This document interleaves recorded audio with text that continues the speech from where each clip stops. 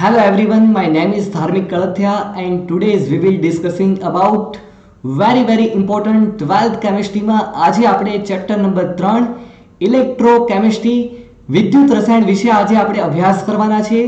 આપણને ખ્યાલ છે કે 12th કેમિસ્ટ્રીમાં ફિઝિકલ કેમિસ્ટ્રી, ઇનઓર્ગેનિક કેમિસ્ટ્રી અને ઓર્ગેનિક કેમિસ્ટ્રી ત્રણ પાર્ટ્સ છે, જેમાં ખૂબ જ અગત્યનું આપણે કહી શકાય ફિઝિકલ કેમિસ્ટ્રી, જેના વિશે આપણે ડિટેલથી અભ્યાસ કરવાના છીએ।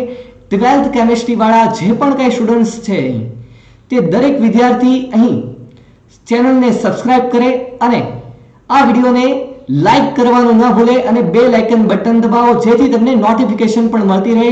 આપણે હવે એક સિરીઝ લોન્ચ કરવા જઈ રહ્યા છીએ ઓર્ગેનિક કેમિસ્ટ્રીમાં પણ આપણે ગુજકેટની સિરીઝ લોન્ચ કરીશું। એવી રીતે જેમાં એમસીક્યુ સિરીઝ હશે, ખાસ તો ફિઝિકલ કેમિસ્ટ્રી અને ઇનઓર્ગેનિક કેમિસ્ટ્રીમાં આપણે એમસીક્યુ સાથે સાથે ચેપ્ટર વાઇઝ સોલ્યુશન પણ ડિસ્કસ કરીશું। Let's start electrochemistry. Okay, next આપણે જોઈએ તો આપણને ખ્યાલ છે કે 12th કેમિસ્ટ્રીમાં પાર્ટ 1 અને પાર્ટ 2 જે બે પાર્ટ્સ છે, જેમાં પાર્ટ 1 માં 1 થી 9 ચેપ્ટર અને પાર્ટ 2 જે છે તે ઓર્ગેનિક ચેપ્ટર છે અને તેમાં પણ 7 થી 8 ચેપ્ટરનો સમાવેશ થાય છે।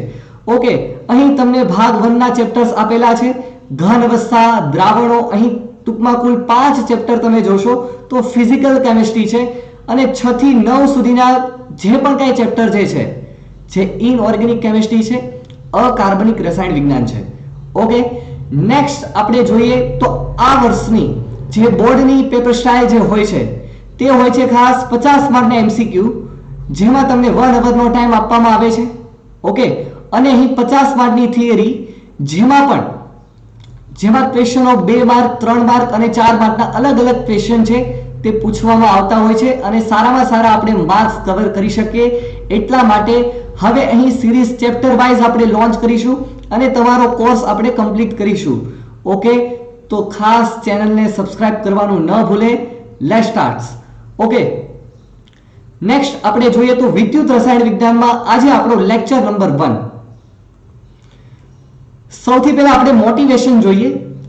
If you focus on success, જો તમારું ફોકસ સક્સેસ ઉપર હોય, યુ વિલ હેવ સ્ટ્રેસ, તમારી ઉપર થોડો ભાર રહે છે, બર્ડન રહે છે કે એક્ઝામ ક્યારે આવશે, એક્ઝામની પ્રિપરેશન છે તેમાં સારા માર્ક આપણે કેવી રીતે કરીએ છીએ અને કેવા સારા માર્ક્સ આવશે કે નહીં, ઘણું બધું આવું આપણે વિચારતા હોઈએ છીએ કારણ કે આપણે સફળતા ઈચ્છતા હોઈએ છીએ, પરંતુ સ્ટ્રેસ થોડું બર્ડન હોય છે। But if you pursue excellence, success will be guaranteed. અત્યારે જે તમને સ્ટડી કરવામાં આવે છે, જે પણ કાંઈ હોય, મેથ્સ, કેમિસ્ટ્રી, ફિઝિક્સ અથવા તો બાયોલોજી, તો તેની ઉપર તમે ફોકસ કરો। જો આની ઉપર ફોકસ કરશો, પ્રોબ્લેમ પ્રેક્ટિસ કરશો તો જરૂરથી તમને સક્સેસ થતા વાર નહીં લાગે। Success will be guaranteed, success automatically આવી જશે। ઓકે, નેક્સ્ટ જોઈએ।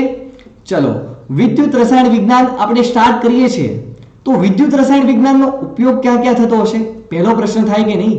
તો વિદ્યુત રસાયણ વિજ્ઞાનનો આપણે પહેલો પ્રશ્ન અહીં તમે જોઈએ તો રોજ આપણને પ્રશ્ન છે કે આપણી બેટરી છે તે ડાઉન થઈ જાય છે, બરાબર? બેટરી આપણી ડાઉન થઈ જાય છે, ત્યાર પછી અત્યારે તમે જુઓ તો ઇલેક્ટ્રિકલ કાર, જેના અહીંયા તમે જુઓ તો બેટરી દ્વારા ચાર્જિંગ થાય છે, અહીં મોબાઈલ્સ, વોચ ચાર્જિંગ થાય છે અને રિયાલિટી તમે અહીં જુઓ તો આવી છે। રિયાલિટી અત્યારે આવી રીતના છે કે ચાર્જિંગ, મારો મોબાઈલ ચાર્જિંગ કરો, બરાબર, ફટાફટ ચાર્જિંગ કરો, ઓનલાઈન સ્ટડી હોય છે, આવી રીતના હોય છે, ઘણા બધા પ્રશ્નોથી આપણે મોબાઈલ છે તે ચાર્જિંગ કરતા હોય છે। રિયાલિટી અત્યારે હાલની તારીખે આવી રીતના જોવા મળે છે। ઓકે, તો અહીં લેપટોપ દ્વારા તમને જે હું સ્ટડી કરાવું છું અથવા તો કોઈ પણ લેપટોપ જે છે તે બેટરી દ્વારા ચાલતું છે। અહીં ડ્રોન જે ઉડે છે, બરાબર, તો એ પણ એક બેટરી દ્વારા કનેક્ટેડ છે। અહીં તમે જોઈ રહ્યા છો સ્કાય સ્ક્રેપર્સ, ઓકે, તેમાં પણ જે લાઇટિંગ જોવા મળે છે તેમાં પણ એક પ્રકારનું જે લાઇટિંગ જે છે એમાં મહત્વનો ભાગ ભજવતું હોય છે ઇલેક્ટ્રિકલ, આપણે જાણીએ છીએ। તો દરેક વસ્તુ ખૂબ જ ઇમ્પોર્ટન્સ છે। અહીં તમને થશે કે આ શું છે, તો અહીં તમને દેખાય છે પેસમેકર। તો પેસમેકર ધબકારા જે હોય એને કંટ્રોલ કરવા માટેનું મશીન હોય છે। ઓકે, તો પેસમેકર પણ એક બેટરીથી ચાલતું હોય છે। અહીં તમને જે રિંગ દેખાય છે, રિંગનો પહેલા કલર ચેન્જ થઈ ગયો, આફ્ટર તમે જોઈ રહ્યા છો અહીં ગોલ્ડ કલર આવી ગયો, मतलब કે તેની ઉપર ઇલેક્ટ્રોપ્લેટિંગ કરવામાં આવ્યું છે। ત્યાર પછી રિંગની જે આ તરફ જે દેખાય છે ગોલ્ડ કલરમાં, તો ઇલેક્ટ્રોપ્લેટિંગ વિદ્યુત વિભાજન વિશે પણ આપણે આ ચેપ્ટરમાં ડિટેલમાં અભ્યાસ કરવાના છીએ. ઓકે, આજે આપણે શું ભણવાના છીએ, શું સ્ટડી કરવાના છીએ. ઓકે, તો ખૂબ જ મોસ્ટ આઈએમપી પ્રશ્ન તમને પૂછાય છે કે ગેલ્વેનિક કોષની રચના, સિદ્ધાંત અને કાર્ય પદ્ધતિ સમજાવો. તો ગેલ્વેનિક કોષ શું છે એના વિશે આપણે અભ્યાસ કરીશું. પરંતુ આપણે જે 11th કેમિસ્ટ્રીમાં જે અભ્યાસ કરીને આવ્યા છીએ રેડોક્સ પ્રક્રિયા, તેના વિશે પણ એટલી જ માહિતી હોવી જરૂરી છે. ઓક્સિડેશન એટલે શું, રિડક્શન એટલે શું, એની સ્પેસિફિક ડેફિનેશન આપણને આઈડિયા હોવો જોઈએ. ચલો અહીં તમને જુઓ તો ઓક્સિડેશન એટલે શું, રેડોક્સ પ્રક્રિયા એ શું છે. તો ઓક્સિડેશન એટલે આપણને દરેકને ખ્યાલ છે કે ઓક્સિજન ઉમેરાય, હાઇડ્રોજન રિમૂવ થાય. ઓકે, તેને આપણે ઓક્સિડેશન કહેવામાં આવે છે. રિડક્શન કોને કહેવામાં આવે, તો રિડક્શન એટલે પણ આપણને ખ્યાલ છે એમાં ઓલાથી ઉલટું, હાઇડ્રોજન ઉમેરાય, ઓક્સિજન દૂર થાય, તેને રિડક્શન તરીકે ઓળખવામાં આવે છે. પરંતુ અહીં આપણે ઓક્સિડેશન એટલે શું, તો કે જો પ્રક્રિયાના ઓક્સિડેશન આંકમાં વધારો થાય, ઓક્સિડેશન આંકમાં વધારો થાય તેને ઓક્સિડેશન કહેવામાં આવે. ઇલેક્ટ્રોન ગુમાવે તેને પણ આપણે ઓક્સિડેશન તરીકે ઓળખવામાં આવે છે. ઓકે, ઇલેક્ટ્રોન્સ મુક્ત કરે, ઇલેક્ટ્રોન ગુમાવે. રિડક્શન એટલે શું, તો ઓક્સિડેશન આંકમાં ઘટાડો થાય, ડિક્રીઝ થાય, બરાબર, તેને આપણે શું કહેવામાં આવશે, રિડક્શન તરીકે ઓળખવામાં આવશે. ઇલેક્ટ્રોન એક્સેપ્ટ કરે, ઇલેક્ટ્રોન સ્વીકારે, તો તેને પણ આપણે રિડક્શન તરીકે ઓળખવામાં આવે છે. ઓકે, તો રેડોક્સ પ્રક્રિયા એટલે શું થાય, તો એવી પ્રક્રિયા કે જેમાં ઓક્સિડેશન અને રિડક્શન બંને થાય, મતલબ કે ઓક્સિડેશન આંકમાં ફેરફાર થાય, તેને આપણે રેડોક્સ પ્રક્રિયા તરીકે ઓળખવામાં આવે છે. હવે અહીં આપણે જોઈએ વિદ્યુત ધ્રુવ એટલે શું. તો સિમ્પલ વિદ્યુત ધ્રુવનો મતલબ તમે સમજો તો કોઈ પણ આપણે જે લેબમાં આપણે વર્ક કરતા હોઈએ, 11th વાળાને ખાસ ખબર હશે કારણ કે તેઓની લગભગ 2 થી 2.5 મહિના સ્કૂલ સ્ટાર્ટ હતી. તો તમને જો લેબમાં ગયા હોય તો કોઈ પણ બીકરમાં કોઈ પણ ધાતુનો સળિયો અથવા તો અધાતુનો સળિયો, જેમ કે ગ્રેફાઇટનો સળિયો જે ડુબાડવામાં આવે, તો આ જે સળિયો જે છે, ધાતુની પટ્ટી જે છે, તેને આપણે વિદ્યુત ધ્રુવ તરીકે ઓળખવામાં આવે છે. અહીં તમને જુઓ એક્ઝામ્પલ્સ પણ આપેલું છે કે અહીં તમને જે બીકર છે એમાં અહીં ઝિંક ધાતુનો સળિયો અથવા તો ઝિંક ધાતુની પટ્ટી અંદર ડુબાડવામાં આવી છે, ડીપ કરેલી છે. ઓકે, તો અહીં સિમ્પલ આપણે કહી શકાય વિદ્યુત ધ્રુવ એટલે શું, તો કે કોષના દ્રાવણમાં ડુબાડેલી ધાતુની પટ્ટીઓ અથવા તો અધાતુના સળિયાઓ જેવા કે ગ્રેફાઇટ છે, તો તેની સપાટી ઉપર પ્રક્રિયાઓ થાય, તેને વિદ્યુત ધ્રુવ તરીકે ઓળખવામાં આવે છે. ઓકે, તો અહીં તમને અમુક ડેફિનેશન પણ ખ્યાલ હશે. ઓક્સિડેશન એટલે શું, રિડક્શન એટલે શું. માની લો કે અહીં આપણે એક્ઝામ્પલ લઈએ, ઝિંકમાં ઓક્સિજન સાથે પ્રક્રિયા થાય, અહીં બને છે ઝિંક ઓક્સાઇડ, તો ઓક્સિજન એડ થયો. બીજી રીતે આપણે જોવું હોય તો અહીં ઝિંક છે તે 0 ઓક્સિડેશન અવસ્થામાં છે, અહીં ઝિંકની ઓક્સિડેશન અવસ્થા +2 છે, તો અહીં 0 માંથી +2 મતલબ કે 2 ઇલેક્ટ્રોનનો વધારો થયો, તેને પણ આપણે ઓક્સિડેશન તરીકે ઓળખવામાં આવે છે. ઓકે, તો ઓક્સિડેશન રિડક્શન વિશે તમે ખ્યાલ મેળવીને આવ્યા છો 11th માં. તો આપણે ખેર, ચાલો હવે આપણે આગળ વધીએ. ઓકે, તો આ ચેપ્ટરમાં તમે કયા કયા ટોપિક વિશે અભ્યાસ કરવાના છો, તો વિદ્યુત રાસાયણિક કોષ. સૌથી પહેલો પ્રશ્ન થાય કે વિદ્યુત રસાયણ જે ચેપ્ટરનું નામ છે, તો વિદ્યુત રસાયણનો મતલબ શું થાય, એનો મીનિંગ શું થાય. ઓકે, તે પણ સમજીશું. ગેલ્વેનિક કોષ, નષ્ટ સમીકરણ શું છે, વિદ્યુત વિભાજ્ય દ્રાવણોની વાહકતા, વિદ્યુત વિભાજન કોષ, ઓકે, બેટરી, બળતણ કોષ, સારણ, જે દરેક વિશે આપણે ડિટેલમાં અભ્યાસ કરીશું. પરંતુ આજે આપણે જે ભણવાના છીએ તે ગેલ્વેનિક કોષ વિશે અભ્યાસ કરવાના છે. ઓકે, અહીં પહેલો પ્રશ્ન જે છે કે વિદ્યુત રસાયણ એટલે શું. ઓકે, તો વિદ્યુત રસાયણ એટલે, વિદ્યુત રસાયણ એક એવું ડિવાઇસ છે, સાધન છે જે રાસાયણિક ઉર્જાનું વિદ્યુત ઉર્જામાં, ઓકે, રાસાયણિક ઉર્જાનું વિદ્યુત ઉર્જામાં અને વિદ્યુત ઉર્જાનું રાસાયણિક ઉર્જામાં રૂપાંતરણ કરે છે. એટલે શું, તો કે રાસાયણિક ઉર્જાનું વિદ્યુત ઉર્જામાં રૂપાંતરણ થવું એટલે શું, તો કે જ્યારે પણ રાસાયણિક પ્રક્રિયા થાય, કોઈ પણ રાસાયણિક પ્રક્રિયા થાય છે, કોઈ પણ કેમિકલ રિએક્શન થાય અને વિદ્યુત પ્રવાહ જનરેટ થાય, મતલબ કે રાસાયણિક પ્રક્રિયા થઈ અને વિદ્યુત પ્રવાહ ઉત્પન્ન થયો, એટલે કે રાસાયણિક ઉર્જાનું વિદ્યુત ઉર્જામાં રૂપાંતરણ થયું. અને વિદ્યુત ઉર્જાનું રાસાયણિક ઉર્જામાં રૂપાંતરણ એટલે શું? હમણાં આપણે ડિસ્કસ કરીશું બંનેનો મિનિંગ. માની લો કે આપણે અહીં કોઈ પણ પાત્ર લેવામાં આવે. હવે પાત્રમાં પાણી ભરેલું છે. હવે એમાં વિદ્યુત ધ્રુવો ડુબાડવામાં આવે. ઓકે, એનોડ અને કેથોડને આપણે ડુબાડી દઈએ અને તેને બેટરી સાથે કનેક્ટ કરવામાં આવે. તો હવે પાણીને મારે તોડવું હોય, મતલબ કે એને વિભાજન કરવું હોય, એનું આયનીકરણ કરવું હોય H2 અને O2 માં, મતલબ કે હાઇડ્રોજન અને ઓક્સિજન ઉત્પન્ન કરવો હોય, તો અહીં મારે બેટરી શું કરવી પડે? બંધ હશે તો H2 અને O2 માં તો રૂપાંતરણ નહીં થાય. પાત્રમાં જે તમે પાણી ભરેલું છે તે પાણી જ રહેવાનું છે. પરંતુ બેટરી જો શરૂ કરવામાં આવે તો H2 અને O2 માં તે H2O બ્રેક થશે. બરાબર? તમે ધોરણ 10 માં પણ આ પ્રયોગ કરીને આવ્યા છો. તો અહીં બેટરી શરૂ કરી એનો મતલબ શું? વિદ્યુત પ્રવાહ આપ્યો, વિદ્યુત ઉર્જા આપી અને રાસાયણિક પ્રક્રિયા કરવા માટે વિદ્યુત ઉર્જા આપી. એટલે કે અહીં બેટરી શરૂ કરી એટલે કે મિનિંગ વિદ્યુત ઉર્જાનું રાસાયણિક ઉર્જામાં રૂપાંતરણ થાય છે. આપણે જે વિદ્યુત પ્રવાહ પસાર કર્યો તે રાસાયણિક પ્રક્રિયા કરવા માટે કરવામાં આવે છે. તો વિદ્યુત ઉર્જાનું રાસાયણિક ઉર્જામાં રૂપાંતરણ કરતા કોષને વિદ્યુત રાસાયણિક કોષ કહેવામાં આવે છે. તો સિમ્પલ, રાસાયણિક ઉર્જાનું વિદ્યુત ઉર્જામાં, વિદ્યુત ઉર્જાનું રાસાયણિક ઉર્જામાં રૂપાંતરણ કરતા કોષને વિદ્યુત રાસાયણિક કોષ કહેવામાં આવે છે. હવે અહીં તમને એક્ઝામ્પલ્સ આપેલું છે. અહીં બેટરી, આપણને ખ્યાલ છે આપણા ટ્રેક્ટરની બેટરી, આપણે જે ઘરે ઘણી બધી વખત લાઇટ વહી જાય છે ત્યારે જે બેટરી યુઝ કરીએ છીએ, તો બેટરીમાં જે અંદર રાસાયણિક પ્રક્રિયા થવાની છે અને ત્યાર પછી વિદ્યુત પ્રવાહ ઉત્પન્ન થવાનો છે. બરાબર? તો રાસાયણિક ઉર્જાનું વિદ્યુત ઉર્જામાં રૂપાંતરણ થાય છે. અને અહીં તમે જુઓ તો અહીં બેટરી જે મૂકવામાં આવી છે અને અહીં પાણી છે, જુઓ, અને આની અંદર H2O છે. તો H2O ને મારે તોડવું હોય, મતલબ કે હાઇડ્રોજન અને ઓક્સિજન ગેસમાં રૂપાંતરણ કરવું હોય, તો મારે અહીંથી શું કરવું પડે? બેટરી શરૂ કરવી પડશે. ત્યાર પછી રાસાયણિક પ્રક્રિયા થશે. ઓકે, મતલબ કે વિદ્યુત ઉર્જાનું રાસાયણિક ઉર્જામાં રૂપાંતરણ થાય છે. તો એ જ મિનિંગ આપણે જોયું કે વિદ્યુત ઉર્જાનું રાસાયણિક ઉર્જામાં, રાસાયણિક ઉર્જાનું વિદ્યુત ઉર્જામાં રૂપાંતરણ કરતા કોષને વિદ્યુત રાસાયણિક કોષ કહેવામાં આવે છે. ઓકે, હવે આપણો પ્રશ્ન, ગેલ્વેનિક કોષની રચના, સિદ્ધાંત અને કાર્ય પદ્ધતિ સમજાવો. તો સૌથી પહેલા આપણે પ્રશ્નમાં એનો સિદ્ધાંત લખવો જરૂરી છે. તો ગેલ્વેનિક કોષ કહો કે પછી ઘણા બધા નામથી એને પહેચાનવામાં આવે છે, ઓળખવામાં આવે છે, જેમ કે વોલ્ટેઇક કોષ, ડેનિયલ કોષ, ઇવન ઘણી બધી બુકમાં વિદ્યુત રાસાયણિક કોષ પણ લખેલું હોય છે. તો બધાનો મિનિંગ એ જ થાય છે. પરંતુ આજે આપણે જે અભ્યાસ કરવાના છે ડેનિયલ કોષ, જે હોય છે ઝિંક અને કોપરનો. સૌથી વધુ વર્લ્ડમાં ફેમસ આપણે કહી શકાય આ ડેનિયલ કોષનો અભ્યાસ આજે આપણે કરવાના છીએ. સિદ્ધાંત શું છે? તો કે રાસાયણિક પ્રક્રિયા થશે અને વિદ્યુત પ્રવાહ ઉત્પન્ન થશે.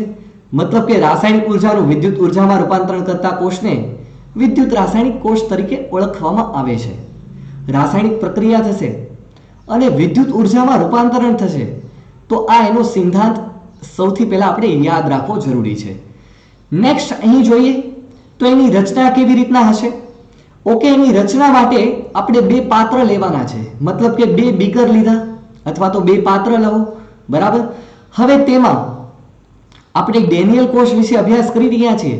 એટલે કે અહીં તમે જુઓ તો ઝિંક ધાતુની પટ્ટી ડુબાડવામાં આવે છે, કોપર ધાતુની પટ્ટી ડુબાડવામાં આવે છે. પ્રશ્ન એ થઈ, અંદર જે આ દ્રાવણ લીધું છે તે શેનું હશે? તો અહીં જે પણ પટ્ટી ડુબાડવામાં આવી છે તેના ક્ષારનું દ્રાવણ લેવાનું છે. એટલે કે અહીં આપણે લીધું છે ઝિંક સલ્ફેટનું દ્રાવણ ZnSO4, કારણ કે ઝિંક ધાતુની પટ્ટી તેના ક્ષારના દ્રાવણમાં ડુબાડવામાં આવે છે, એટલે કે ઝિંક સલ્ફેટના દ્રાવણમાં ડુબાડવામાં આવે છે. એવી રીતે અહીં કોપર ધાતુની પટ્ટી કોપર સલ્ફેટના દ્રાવણમાં, એટલે કે CuSO4 ના દ્રાવણમાં એને ડુબાડવામાં આવે છે. ઓકે, હવે તો શું કરીશું? તો હવે આપણે આને એક બાહ્ય પરિપથ મારફતે વોલ્ટમીટર દ્વારા આપણે એને જોડવામાં આવે, કનેક્ટ કરવામાં આવે, જેથી આપણને આઈડિયા આવે કે વિદ્યુત પ્રવાહ અને ઇલેક્ટ્રોનનું વહન કઈ દિશામાં થઈ રહ્યું છે. ઓકે, તો જરૂરથી આપણે જાણીએ કેવી રીતના પોસિબિલિટીઝ બનતી હોય છે. ઓકે, અહીં તમને ઝિંક આપણે જે રચના કરી હતી તે જ વસ્તુ છે. ઝિંકનો વિદ્યુત ધ્રુવ તેના ક્ષારના દ્રાવણમાં, કોપરનો વિદ્યુત ધ્રુવ તેના ક્ષારના દ્રાવણમાં. હવે અહીં ઝિંકનું ઓક્સિડેશન થશે કે કોપરનું ઓક્સિડેશન થશે? ચાલો એ પણ પ્રશ્ન છે. તો ખાસ અહીં આપણે ધ્યાન રાખવાનું છે કે ઝિંક અને કોપરમાં ઝિંક જે છે એની સક્રિયતા વધારે છે. સક્રિયતા વધારે હોય, આપણે ધોરણ 10 માં અભ્યાસ કરીને આવ્યા છીએ, જે એક સક્રિયતા શ્રેણી અથવા તો રેડોક્સ પ્રક્રિયામાં પણ એક શ્રેણી અભ્યાસ કરીને આવ્યા છીએ. એમાં ઝિંકની સક્રિયતા વધારે છે. મતલબ કે ઝિંકનું અહીં ઓક્સિડેશન થશે, Zn2+ માં રૂપાંતરણ થશે અને આપણને ખ્યાલ છે ઓક્સિડેશન થવું એટલે કે ઇલેક્ટ્રોન ગુમાવે. તો એ ઝિંક છે તે પોતે દ્રાવણમાં જશે, Zn2+ માં કન્વર્ટ પામશે અને અહીં ઇલેક્ટ્રોન્સ છે તે વિદ્યુત ધ્રુવ ઉપર મુક્ત કરશે. હવે આ ઇલેક્ટ્રોન્સ તમે જુઓ તો આ તરફ વહન પામશે વાહક તાર મારફતે અને અહીં ઇલેક્ટ્રોન્સ આવશે. હવે દ્રાવણમાં તમને ખ્યાલ છે Copper2+ અને SO4- છે. તો આ Copper2+ જે દ્રાવણમાં રહેલો છે તે અહીં બે ઇલેક્ટ્રોન્સ, કારણ કે પોતે પોઝિટિવ છે, ઇલેક્ટ્રોન્સને આકર્ષિત કરી લેશે. ઝિંકે ગુમાવેલા બે ઇલેક્ટ્રોન સ્વીકારી લેશે અને અહીં કોપર સોલિડમાં કન્વર્ટ પામશે, કોપર ધાતુમાં રૂપાંતરણ પામશે. તો અહીં ઝિંકની પણ પ્રક્રિયા તમે જોઈ અને Copper2+ જે છે એનું રિડક્શનની પ્રક્રિયા પણ આપણે જોઈ. બીજી મહત્વની વસ્તુ કે બે ઇલેક્ટ્રોન સ્વીકારેલા Copper2+ છે તે અહીં જુઓ તમને બ્લેક કલરમાં દેખાય છે, મતલબ કે અહીં કોપર ધાતુ છે ધીરે ધીરે જમા થતી જાય છે. ઝિંકનું ઓક્સિડેશન થાય છે એટલા માટે તે એનોડ તરીકે વર્તે, કારણ કે આપણને ખ્યાલ છે ઓલવેઝ એનોડ ઉપર તો ઓક્સિડેશન થાય છે. અને અહીં Copper2+ નું રિડક્શન થાય છે એટલે કે રિડક્શન હંમેશા કેથોડ ઉપર થતું હોય છે. ઓકે, બીજી મહત્વની વસ્તુ કે ઇલેક્ટ્રોન્સના વહનની દિશા કઈ તમને દેખાય છે? ઝિંક થી કોપર તરફ ઇલેક્ટ્રોનના વહનની દિશા ઝિંક થી કઈ તરફ છે? કોપર તરફ. તો વિદ્યુત પ્રવાહના વહનની દિશા કઈ હોય? ફિઝિક્સમાં ભણીને આવ્યા છો, ઇલેક્ટ્રોનની વિરુદ્ધ વિદ્યુત પ્રવાહનું વહન થતું હોય છે, મતલબ કે કોપર થી ઝિંક તરફ આ વિદ્યુત પ્રવાહનું એટલે કે આઈનું વહન થાય છે. તો અહીં આપણે ખાસ દિશા પણ યાદ રાખીશું. ઓકે, તો વિદ્યુત પ્રવાહનું વહન આ તરફ થાય છે કોપર થી ઝિંક તરફ, એટલે કે ગેલ્વેનોમીટરમાં જે કાંટો હશે ને તે ઝિંક તરફ દેખાડશે. ઓકે, બીજી મહત્વની વસ્તુ કે એનોડની ઉપર નેગેટિવ ચાર્જ આવશે કે કેથોડની ઉપર નેગેટિવ આવશે એ કેવી રીતે ખબર પડશે? અહીં જુઓ ઝિંક છે તે દ્રાવણમાં જાય છે Zn2+, પરંતુ ઇલેક્ટ્રોન્સ તો વિદ્યુત ધ્રુવના સળિયા ઉપર મુક્ત કરે છે. તો અહીં ઇલેક્ટ્રોન્સ છે તેનો ખ્યાલ છે આપણને નેગેટિવ ચાર્જ હોય છે, એટલા માટે અહીં એનોડ છે તે નેગેટિવ ચાર્જ આવે છે. અને આપણો અહીં Copper2+ જે છે તે ઇલેક્ટ્રોન્સને તરફ આકર્ષિત થઈ જશે, મતલબ કે Copper2+ છે તે અહીંયા તમે જુઓ દ્રાવણની અંદર બ્લેક કલરમાં અહીં તમને આપેલું છે, તો ત્યાં એક પ્રકારનો ચીપકી જશે, મતલબ કે ત્યાં આકર્ષિત થઈ જશે. તો આપણો ધન આયન છે તે અહીં વિદ્યુત ધ્રુવના સળિયા ઉપર ધીરે ધીરે જમા થાય છે, મતલબ કે અહીં કેથોડ છે આપણો કોપરનો સળિયો તે પોઝિટિવ તરીકે રહેશે અને ઝિંકનો જે સળિયો જે છે ઝિંકનો અર્ધકોષ તેને એનોડ અને એની ઉપર ચાર્જ આવશે નેગેટિવ ચાર્જ. ઓકે ઓ સ્ટુડન્ટ, અન્ડરસ્ટેન્ડિંગ થાય છે બેટા? વિડિયો લેક્ચર્સ કેવો લાગે છે? ઓકે, કંઈક નવીનતા તમને જણાતી હોય તો જરૂરથી કોમેન્ટ્સ કરો. ખાસ આ ચેનલને સબસ્ક્રાઇબ કરતા ન ભૂલો, કારણ કે આપણે દરેક વસ્તુ હવે ટોપિક ડિટેલમાં અભ્યાસ કરવાના છીએ. ઓકે, નેક્સ્ટ આપણે જોયું કે ઝિંક જે છે તેનું ઓક્સિડેશન થયું Zn2+ માં દ્રાવણમાં કન્વર્ટ થાય છે, અહીં ઇલેક્ટ્રોન્સ મુક્ત થાય છે અને અહીં ઇલેક્ટ્રોન્સ વાહક તાર મારફતે આ તરફ આવે છે. અહીં Copper2+ બે ઇલેક્ટ્રોન સ્વીકારીને કોપર ધાતુ અહીં ચીપકી જાય છે, મતલબ કે જમા થાય છે. તો આ કેથોડ તરીકે વર્તે છે, બરાબર, અને ઝિંકનો અર્ધકોષ અહીં એનોડ તરીકે વર્તે છે. હવે થાય છે શું કે વિદ્યુત પ્રવાહનું તો વહન થયું, જો અહીંયા બલ્બ પણ પ્રકાશિત થાય છે. ઇલેક્ટ્રોનના વહનની દિશા ઝિંક થી કોપર અને કોપર થી ઝિંક તરફ વિદ્યુત પ્રવાહની દિશા હોય છે. પરંતુ હવે ધીરે ધીરે દ્રાવણમાં ઝિંક સળિયાનું જે ઓક્સિડેશન થાય એના કારણે દ્રાવણમાં Zn2+ નો ચાર્જ વધતો જાય છે, મતલબ કે પોઝિટિવ ચાર્જ અહીં વધતો જાય છે દ્રાવણમાં. ઓકે, તો શું થશે? અહીં ઇલેક્ટ્રોન્સ ઉપર તો નેગેટિવ ચાર્જ હોય છે, તો નેગેટિવ ચાર્જ હવે અહીં જે દ્રાવણમાં જે પોઝિટિવ ચાર્જ જે વધી ગયો છે તે શું કરશે? ઇલેક્ટ્રોન્સને પોતાની તરફ આકર્ષિત કરી લેશે. હવે કહેશે ઇલેક્ટ્રોનને, હવે તું આ તરફ જતો તો કોપર તરફ, હવે તું કઈ રીતે ભાગીશ? એટલે ઇલેક્ટ્રોન્સ છે તેનું વહન તો અટકી ગયું, ઇલેક્ટ્રોન્સ તો હવે આ તરફ આવવાના છે નહીં. ઓકે, અને આ તરફ પણ શું થાય છે? ભાઈ Copper2+ અહીં જમા થતો જાય છે. જો અહીં તમને દેખાય છે Copper2+ ની પટ્ટી, તો કોપર 2+ તો ત્યાં જમા થતો જાય છે, તો દ્રાવણમાં હવે તમે જુઓ તો SO4-2 નું પ્રમાણ વધતું જાય છે, કારણ કે દ્રાવણમાં હવે કોપર 2+ અહીં ચિપકતો જાય તો SO4-2 વધે છે. તો હવે આ તરફ નેગેટિવ ચાર્જ અને અહીં ઇલેક્ટ્રોન્સનો પણ નેગેટિવ ચાર્જ. હવે તમને ખ્યાલ છે કે ઇલેક્ટ્રોન વચ્ચે તો અપાકર્ષણ થવાનું છે કે નહીં? તો અપાકર્ષણ થાય એટલે ઇલેક્ટ્રોન્સ તો અમુકના દૂર જાય, એટલે ઇલેક્ટ્રોન્સ તો આ તરફ આવવાના છે. તો તમને એમ થશે કે વિદ્યુત પ્રવાહ તો અટકી ન જાય. યસ, વિદ્યુત પ્રવાહ તો અટકી જવાનો છે, કારણ કે ઇલેક્ટ્રોન્સને આ તરફ આકર્ષિત કરી લીધા એટલે ઓલરેડી ઇલેક્ટ્રોન્સ તો આ તરફ વહન નથી પામવાના. 2-4 ઇલેક્ટ્રોન્સ આ તરફ જે પણ કાંઈ હોય. હવે અહીં પણ નેગેટિવ ચાર્જ વધી ગયો છે, તો નેગેટિવ વચ્ચે શું થાય? રિપલ્ઝન થાય, અપાકર્ષણ થાય, એટલે કે ઇલેક્ટ્રોન્સ અમુકના અહીં આ તરફ આવી જવાના છે. તો મતલબ કે હવે વિદ્યુત પ્રવાહનું વહન તો થતું નથી, તો કોષ તો આપણો બંધ થઈ ગયો. તો હવે આપણે આ કોષ જે છે એને મારે જો ફરીથી સ્ટાર્ટ કરવો હોય તો હવે શું કરવું? તો એના માટે એક એવી રચના કરવામાં આવી છે જેનું નામ છે સોલ્ટ બ્રિજ, ક્ષાર સેતુ. તેના વિશે પણ આપણે જોઈએ. એ પહેલા અહીં તમે જુઓ Zn2+ નું અહીં વધતું જાય છે પ્રમાણ, મતલબ કે ઇલેક્ટ્રોન્સને પોતાની તરફ આકર્ષિત કરી લે, અને આ તરફ તમે જોઈ રહ્યા છો નેગેટિવ ચાર્જ વધતો જાય છે, એટલે ઇલેક્ટ્રોનનું અપાકર્ષણ કરે, મતલબ કે અહીં ફાઇનલ જુઓ 0 વોલ્ટ છે. ઓકે, તો હવે ક્ષાર સેતુ શું છે? પ્રશ્ન થાય ઓલ સ્ટુડન્ટ્સને કે ક્ષાર સેતુ શું આ ફરીથી વિદ્યુત પ્રવાહનું વહન કરી શકશે? તો કે એનો આન્સર છે હા.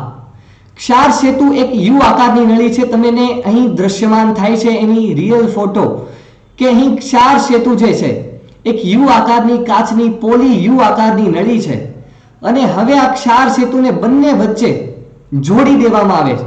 તમને એમ થશે કે ખાલી કાચની નળીને જોડવામાં આવે? નહીં, એની અંદર નિષ્ક્રિય વિદ્યુત વિભાજ્ય દ્રાવણ KCl, ammonium chloride, okay, KNO3, ચલો અહીં KNO3 અથવા તો એમોનિયમ નાઇટ્રેટનું તમે અંદર અહીં દ્રાવણ ભરી શકો છો. જો અહીં ક્ષાર સેતુની અંદર એમોનિયમ નાઇટ્રેટનું દ્રાવણ અથવા તો પોટેશિયમ નાઇટ્રેટનું દ્રાવણ KCl તેવા નિષ્ક્રિય વિદ્યુત વિભાજ્ય દ્રાવણ ભરી શકો છો. ઓકે, તમને એમ થાય કે નિષ્ક્રિય વિદ્યુત વિભાજ્ય દ્રાવણ શા માટે લેવામાં આવ્યું?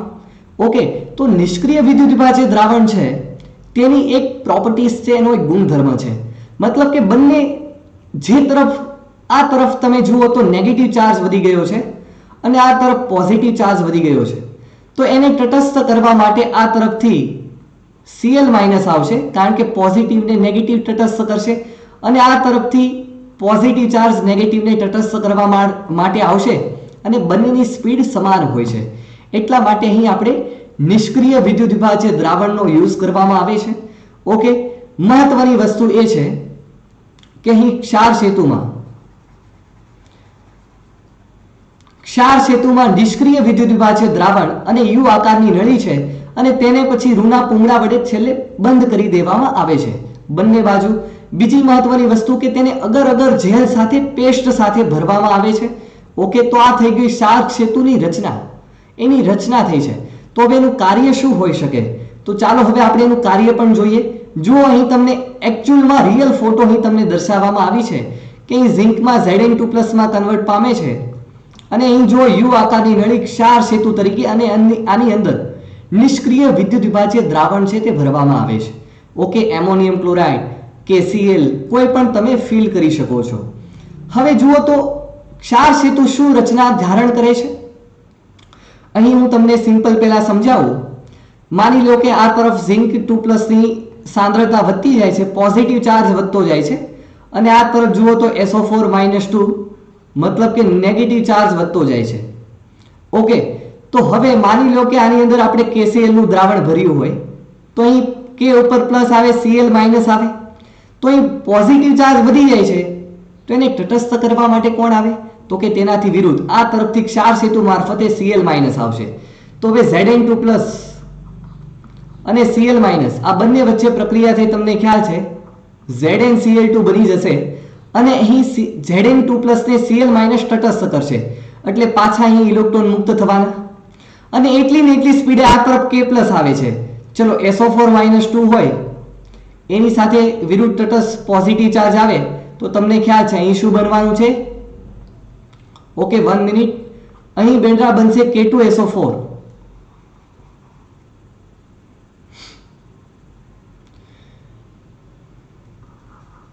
ચલો K+ અને SO4-2 વચ્ચે પ્રક્રિયા થઈ, અહીં બનશે K2SO4. એટલે કે અહીં જે નેગેટિવ ચાર્જ વધી ગયો હતો, ઓકે, આપણે જોયું હતું કે ઝિંકનું Zn2+ માં ઓક્સિડેશન થાય છે અને અહીં દ્રાવણમાં Copper2+ અહીં ચોંટતો જાય છે, ચીપકતો જાય છે, તો SO4-2 નેગેટિવ ચાર્જ વધતો જાય છે. તો હવે શું થતું હતું કે ઇલેક્ટ્રોન વચ્ચે રિપલ્ઝન થઈ, મતલબ કે આપણો કોષ બંધ હાલતમાં હતો, સ્ટોપ હતો. પરંતુ હવે ક્ષાર સેતુ એડ કરવાથી શું થશે? જે નિષ્ક્રિય વિદ્યુત વિભાજ્ય દ્રાવણ જે ભરેલું છે, તો કે અહીં Cl- આવ્યો અને ZnCl2 બની ગયો, એટલે કે Zn2+ ને તટસ્થ કરી નાખ્યા અને અહીં K+ અને SO4-2 વચ્ચે પ્રક્રિયા થઈ અને K2SO4 બન્યો. મતલબ કે અહીં SO4-2 ને તે તટસ્થ કરે છે, એટલે આ તરફ ઇલેક્ટ્રોન્સ છે તે હવે ZnCl2 બનવા માંડ્યું, તટસ્થ થઈ ગયું, એટલે ઇલેક્ટ્રોન્સ પાછા મુક્ત થઈ જશે, ફ્રી મૂવમેન્ટ્સ પાછી શરૂ થઈ જશે. તો ઇલેક્ટ્રોન્સ આ તરફ પાછા આવવા લાગ્યા અને અહીં Copper2+ જે છે પાછો દ્રાવણમાં જે પણ કઈ વધેલો હશે તે બે ઇલેક્ટ્રોન સ્વીકારતો ગયો અને આની ઉપર ચીપકતો ગયો, મતલબ કે કેથોડ ધ્રુવ ઉપર જમા થતો ગયો. ઓકે, તો આ રહી ક્ષાર સેતુની રચના, મતલબ કે તટસ્થ કરવાનું કામ કરી રહ્યું છે. અને હવે આપણો ગેલ્વેનિક કોષ જો અહીં ક્ષાર સેતુ ન મૂક્યો હોત, તો બંધ હતો. તો ક્ષાર સેતુ દ્વારા આંતરિક પરિપથ પણ પૂર્ણ કરવામાં આવે છે, મતલબ કે અંદરનો પરિપથ પણ પૂર્ણ કરવામાં આવ્યો, બરાબર. આને તો આપણે બાહ્ય પરિપથ કહેવાય, એક્સટર્નલ સર્કિટ કહેવામાં આવે છે, જે ગેલ્વેનોમીટર કનેક્ટેડ છે તે. અને આ આંતરિક પરિપથ પણ પૂર્ણ કરવાનું કામ તે ક્ષાર સેતુ કરી રહ્યું છે, બરાબર. તટસ્થતા, વિદ્યુત તટસ્થતા, વીજ તટસ્થતા જાળવી રાખવાનું કામ ક્ષાર સેતુ કરી રહ્યું છે. તો તેના દ્વારા ફરીથી ઇલેક્ટ્રોન્સ આ તરફ વહેવા લાગશે અને વિદ્યુત પ્રવાહનું વહન સ્ટાર્ટ થઈ જશે. તો અહીં આપણે જોયું વિદ્યુત રાસાયણિક કોષ વિશે ડિટેલમાં અભ્યાસ મેં તમને કરાવ્યો છે. એટલી વસ્તુ જો બેઝિક તમને માહિતી હશે તો તમને 3 માર્કના ક્વેશ્ચનમાં કોઈ 1 માર્ક પણ નહીં કાપી શકે. કેવી રીતના પ્રક્રિયા થઈ એ તમે જાણો છો કે રાસાયણિક પ્રક્રિયા થઈ અને વિદ્યુત પ્રવાહ ઉત્પન્ન થયો, ઇલેક્ટ્રિસિટી જનરેટ થઈ, મતલબ કે રાસાયણિક પ્રક્રિયા થઈ એટલે કે રાસાયણિક ઉર્જાનું વિદ્યુત ઉર્જામાં રૂપાંતરણ થયું. ઓકે, તો અહીં પણ એ જ રચના ઓરિજિનલ છે, બરાબર. આ તરફ પણ સેમ ટુ સેમ વસ્તુ છે કે પોઝિટિવ ચાર્જ વધી ગયો, માની લો કે NaNO3 લીધો હોય તો આ તરફ નેગેટિવ ચાર્જ આવશે, તેના વિરુદ્ધ ક્ષાર સેતુ મારફતે આ તરફ જો નેગેટિવ ચાર્જ હોય તો આ તરફ પોઝિટિવ ચાર્જ આવશે, તટસ્થ કરી નાખશે, ઇલેક્ટ્રોન્સ પાછા ફ્રી મૂવમેન્ટ થશે, ઇલેક્ટ્રિસિટી જનરેટ થશે, વિદ્યુત પ્રવાહનું વહન કોપરથી ઝિંક તરફ થવા લાગશે.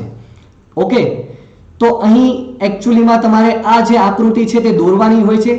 ઝિંકનો વિદ્યુત ધ્રુવ તેના ક્ષારના દ્રાવણમાં ડુબાડો, કોપરનો વિદ્યુત ધ્રુવ તેના ક્ષારના દ્રાવણમાં ડુબાડો, અહીં ઇલેક્ટ્રોન્સ મુક્ત થશે, વિદ્યુત પ્રવાહનું વહન શરૂ થઈ જશે. ઓકે, અને અહીં વિદ્યુત પ્રવાહનું વહન કોપરથી ઝિંક તરફ, ઝિંક એનોડ છે, કોપર કેથોડ છે, એનો પોઝિટિવ ચાર્જ. અહીં ગેલ્વેનિક કોષમાં ઝિંક છે તે નેગેટિવ ચાર્જ ધરાવે છે. કોષ આપણો જો બંધ થઈ ગયો હોય એટલા માટે અહીં ક્ષાર સેતુની રચના, અહીં યુ આકારની નળી બંને વચ્ચે પાત્રોમાં, બંને બાજુ પાત્રો છે અને વચ્ચે મૂકવામાં આવે છે. ઓકે, અને તે વીજ તટસ્થતા જાળવી રાખવાનું કાર્ય કરે છે અને આંતરિક પરિપથ પણ પૂર્ણ કરે છે, બરાબર. તો આપણે કેવી રીતના પ્રશ્ન લખવો એ પણ અહીં તમને ડિસ્કસ કરવામાં આવ્યું છે. જુઓ, ગેલ્વેનિક કોષના રચના, સિદ્ધાંત અને કાર્ય પદ્ધતિ સમજાવો. સૌથી પહેલા સિદ્ધાંત લખવો જરૂરી છે. રાસાયણિક ઉર્જાનું વિદ્યુત ઉર્જામાં રૂપાંતરણ કરતા કોષને વિદ્યુત રાસાયણિક કોષ. ત્યાર પછી આકૃતિ એની ડ્રો કરવી આપણે જરૂરી છે. અહીં જુઓ એની રચના, ખાસ એની રચના તો આપણે લખવી પડશે ને. તો 2 પાત્રો, એની અંદર 2 વિદ્યુત ધ્રુવો ડુબાડવામાં આવે. કેમાં ડુબાડવામાં આવે? તો કે વિદ્યુત વિભાજ્ય દ્રાવણોમાં, એટલે કે તેના ક્ષારના દ્રાવણમાં. એક ક્ષાર સેતુ પણ જરૂરી છે, કારણ કે ક્ષાર સેતુ વિના તો પ્રક્રિયા અટકી જાય છે, વિદ્યુત પ્રવાહનું વહન થશે નહીં. ચલો, એક પાત્રમાં ઝિંક સલ્ફેટનું જલીય દ્રાવણ લઈ ઝિંક ધાતુની પટ્ટી ડીપ કરવામાં આવે. બીજી બાજુના પાત્રમાં કોપર સલ્ફેટનું દ્રાવણ લઈ કોપર ધાતુની પટ્ટી એમાં ડીપ કરવામાં આવે, ડુબાડવામાં આવે. તો અહીં એક બેટા અર્ધકોષની રચના થશે, મતલબ કે ઝિંક સલ્ફેટનું દ્રાવણ હોય, ઝિંકની પટ્ટી ડુબાડવામાં આવી તો આ એક અર્ધો કોષ થયો, એટલે કે અર્ધકોષની રચના થઈ. ઝિંક ધાતુની પટ્ટી તેના ક્ષારના દ્રાવણ સાથે સંપર્કમાં છે, એવી રીતે બીજી તરફ આપણે કોપર ધાતુની પટ્ટી, બરાબર, અહીં ઝિંક હતી તો અહીં કોપર ધાતુની પટ્ટી તેના ક્ષારના દ્રાવણમાં આપણે ડુબાડવામાં આવી હતી. તો અહીં કોપર અર્ધકોષની રચના થઈ, કોપર ધાતુની પટ્ટી તેના ક્ષારના દ્રાવણમાં ડીપ કરવામાં આવી છે. ઓકે, ઝિંક એનોડ તરીકે, કારણ કે ઝિંકનું શું થાય છે? ઓક્સિડેશન. અને અહીં કોપર ધાતુ જે છે, કોપર 2+, 2 ઇલેક્ટ્રોન સ્વીકારતો હતો એટલે કે અહીં રિડક્શન થાય, એટલા માટે અહીં કેથોડ તરીકે વર્તે છે. ઓકે, અહીં રિએક્શન આપેલી છે, જુઓ, એનોડ અને કેથોડ ઉપરની પ્રક્રિયા. ઝિંકનું ઓક્સિડેશન થાય છે અને કોપરનું રિડક્શન થાય છે, કારણ કે ગુમાવેલા ઇલેક્ટ્રોન સ્વીકારે છે. તો ઓક્સિડેશન અર્ધ પ્રક્રિયા, રિડક્શન અર્ધ પ્રક્રિયા. ચલો, ઇલેક્ટ્રોનની વહનની દિશા કઈ તરફ હતી? ઓલ સ્ટુડન્ટ્સ કોમેન્ટમાં જણાવે. ઝિંક થી કોપર તરફ. અને વિદ્યુત પ્રવાહની દિશા કેથોડ થી એનોડ તરફ, એટલે કે કોપર થી ઝિંક તરફ વિદ્યુત પ્રવાહની દિશા હતી, તેનાથી વિરુદ્ધ. ચલો, પાત્રમાં શું થવાનું છે? ઝિંકનું બેટા ઓક્સિડેશન થાય એટલે કે ઝિંક સળિયાનું વજન ઘટે, કારણ કે કોપર 2+ તો ચીપકતો હતો, એટલે કે કોપર સળિયાનું વજન છે તે વધે. ખાસ અહીં યાદ રાખવું, આ પણ લખવું જરૂરી છે. ક્ષાર સેતુની રચના યુ આકારની નળી હોય છે, એની અંદર નિષ્ક્રિય વિદ્યુત વિભાજ્યો KCl, KNO3, ammonium chloride, ammonium nitrate ભરવામાં આવે છે. અગર જેલ પ્રકારનું મિશ્રણ પણ ભરવામાં આવે છે. એનું કાર્ય શું છે? તો કે આંતરિક પરિપથ પૂર્ણ કરે અને બે દ્રાવણોને જોડવાનું, તેના દ્રાવણની વિદ્યુત તટસ્થતા જાળવી રાખવાનું કામ કરે છે. એ તો આપણે ઓલરેડી અભ્યાસ કરી ચૂક્યા છીએ. ખાસ આ નોંધ લખવી જરૂરી છે કે નિષ્ક્રિય વિદ્યુત વિભાજ્યનો મતલબ કે અંદર જે નિષ્ક્રિય વિદ્યુત વિભાજ્ય દ્રાવણ ભરવામાં આવે છે તે કેમ? તો કે ધન આયન અને ઋણ આયનનો સ્પીડનો તફાવત, મતલબ કે ઝડપનો તફાવત સમાન હોય છે. તો અહીં આપણે વિદ્યુત રાસાયણિક કોષ વિશે ડિટેલમાં અભ્યાસ કર્યો. Thank you so much. ખાસ દરેક વિદ્યાર્થીઓને અવારનવાર આવા લેક્ચર્સ મળતા રહે અને કન્ટિન્યુઅસલી આપણે વિડિયો લેક્ચર્સ અપલોડ કરીશું, જેથી ઓલ સ્ટુડન્ટ્સને ડાઉટ સોલ્વ થશે. ખાસ અહીં નીચે ડિસ્ક્રિપ્શન બોક્સમાં આ PDF ડાઉનલોડ કરવાનું ન ભૂલો, કારણ કે ફ્રી મટીરીયલ્સ તમને આપવામાં આવશે. Okay, thank you very much. અને ફરીથી આપણે મળ્યા. ચેનલને સબસ્ક્રાઇબ કરતા ન ભૂલો.